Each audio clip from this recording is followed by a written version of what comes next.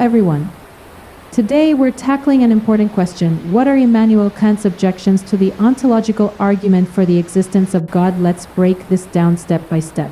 First, a quick refresher. The ontological argument, famously developed by Saint Anselm, claims that the very concept of God, defined as the greatest conceivable being, logically entails God's existence.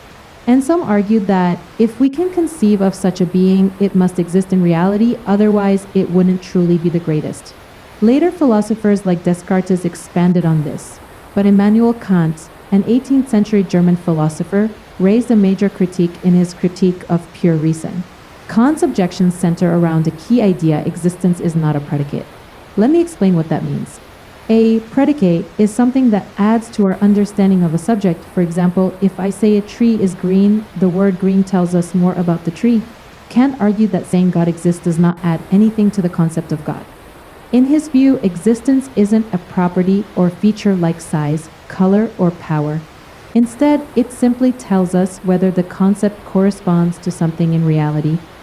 To illustrate this, Kant gave an example of 100 thalers, a form of currency. He argued that the concept of 100 imaginary thalers is no different from the concept of 100 real thalers in terms of what they are. The difference lies in whether they exist, but existence itself doesn't change the concept. Similarly, saying God exists doesn't actually enhance the idea of God, it just asserts something about reality. Kant's second critique targets the logic of the argument.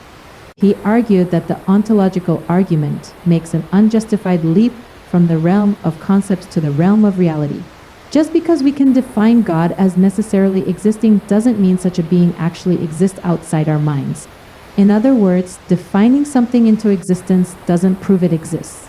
In summary, Kant's objections dismantle the core of the ontological argument. First, existence is not a predicate that enhances the concept of God. Second, the argument conflates what we can conceive with what actually exists in reality. And there you have it. Kant's critique reshaped the discussion around the ontological argument and remains one of the most important objections in philosophy of religion.